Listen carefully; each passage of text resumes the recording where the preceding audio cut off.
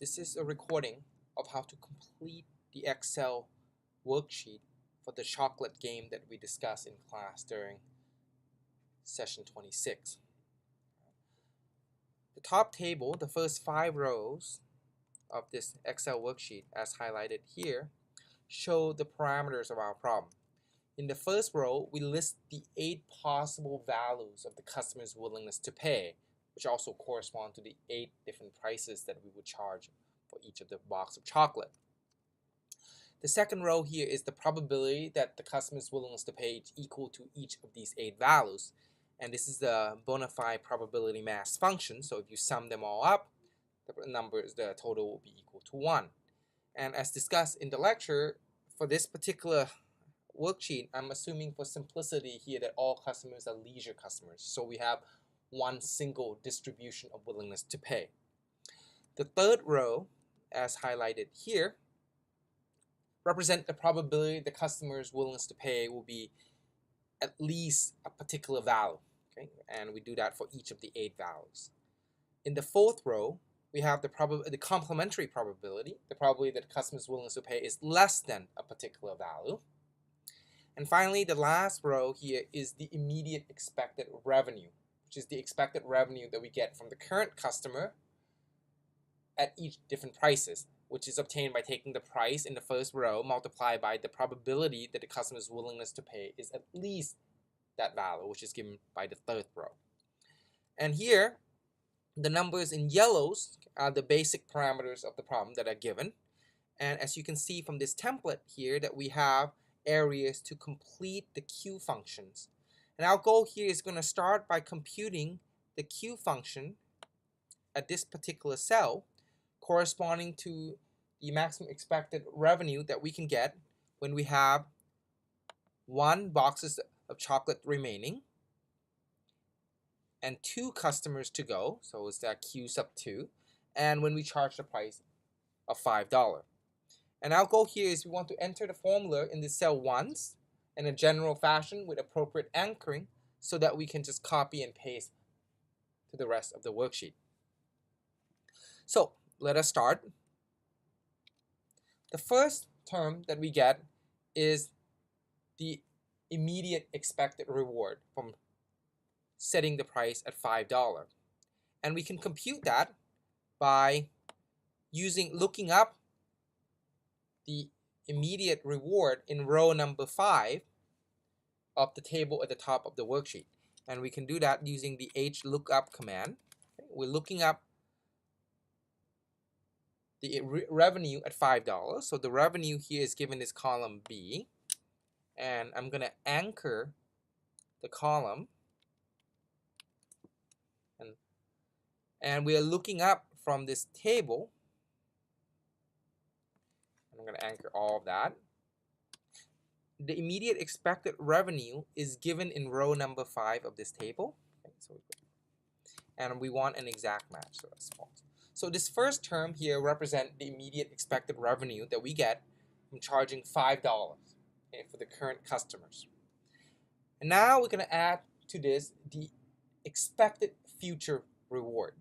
I'm going to do that by entering a new line, pressing Command and the Apple key.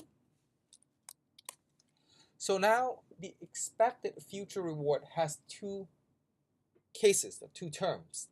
The first situation occurs if the customer's willingness to pay is less than the current price that we charge. And in that case, we move on to the future, to the next remaining customers with the same inventory as before. Now, the probability that the current customer's willingness to pay is less than our price is given in the 4th row of this table. So we can do the same thing by using the HLOOKUP command. We're looking up the price of $5. I'm going to anchor column B. Looking up from the same table, but we're now looking up the 4th row. So this is the case when the customer's willingness to pay is less than our price. And when that happens, we move on to the next customer in the future with the same inventory as before. And the value of having of the value of having the same inventory as before is going to be given in V1. Okay, so we're going to multiply this probability by the value V1, which is in column B, and we can do that using the VLOOKUP command. We're looking up the value of the current inventory because we have the same inventory going forward, which is here A24. I'm going to anchor column A. I'm going to look up the value V1, which is located in this table. I'm going to anchor everything except column B. And then the value V1 is located in the second column of this table. Okay, and this is correspond to this value here. I'm going to anchor row 7 and a 1 exact match. So this second term here represents the expected reward that we get if the current customer decide not to purchase our chocolate box. Okay. And then we have the last and final term, which take care of the case when the current customer decide to purchase the box of chocolate from us. In that case, we move on to the future with 1 less boxes of inventory. And the probability of that happening is given by row number 3, which is the probability the willingness to pay is at least equal to the price that we charge. Okay, so again, we are looking up B24.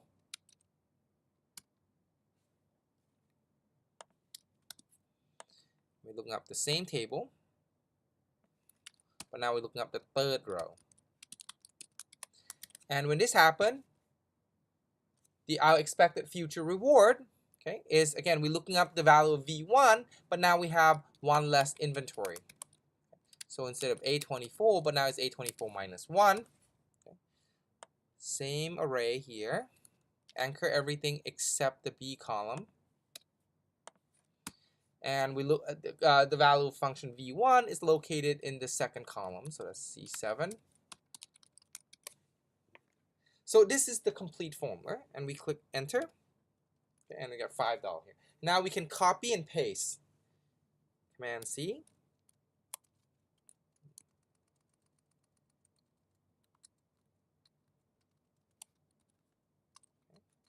And let's double check to make sure that the formula is referencing the correct cells.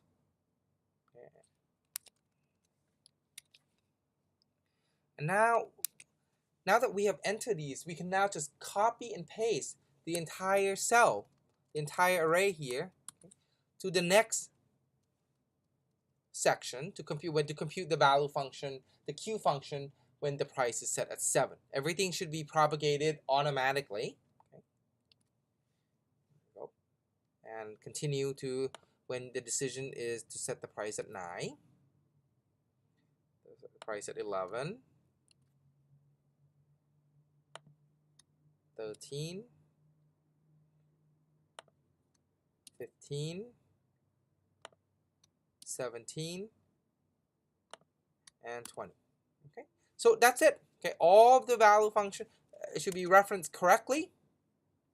Okay, there's no need to do any. Now, of course, the formula is correct, but the actual value is not complete yet because we have not completed the value function V2, V3, V4, V5 yet.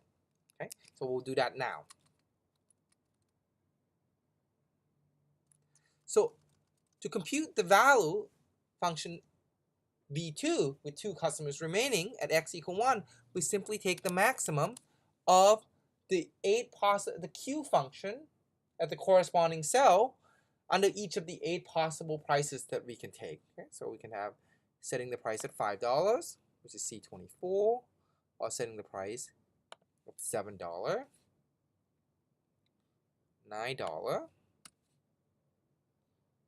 $11, $13, $15, 17, and the last and final term, 20. Okay, and the maximum of these will be the maximum expected revenue that we get. And again, this formula, okay, we can then simply copy and paste.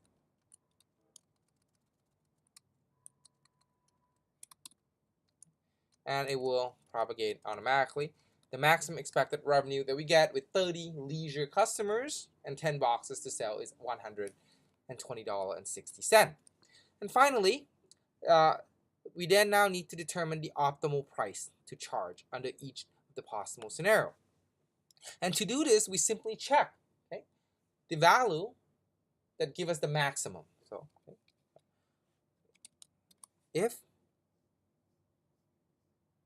this value here, which is the maximum across all the 8 possible prices, is equal to this value, then the optimal price is B24. And again, what we want to do is anchor the column B. Okay. Otherwise, then we check again. Check for the next one. Okay, so what we want to do now is enter the new line.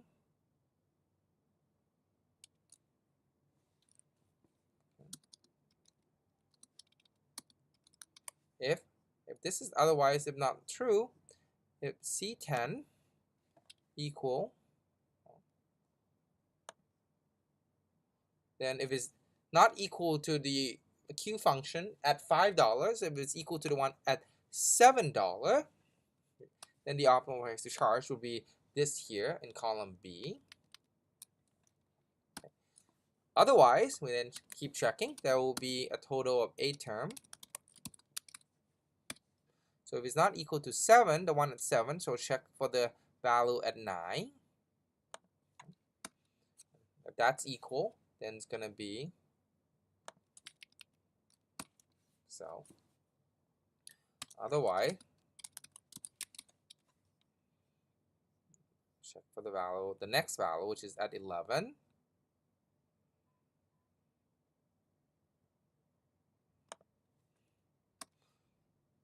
This value. Okay.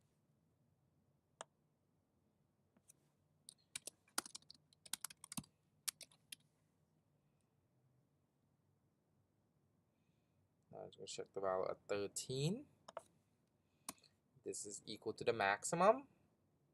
Then the optimal price to charge would be $13, which is in cell B80.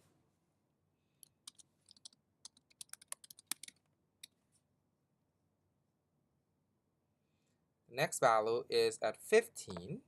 Okay, and then we repeat this process.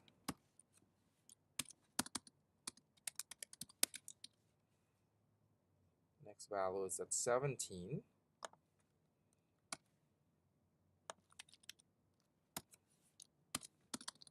And the last value is at 20, which is this here.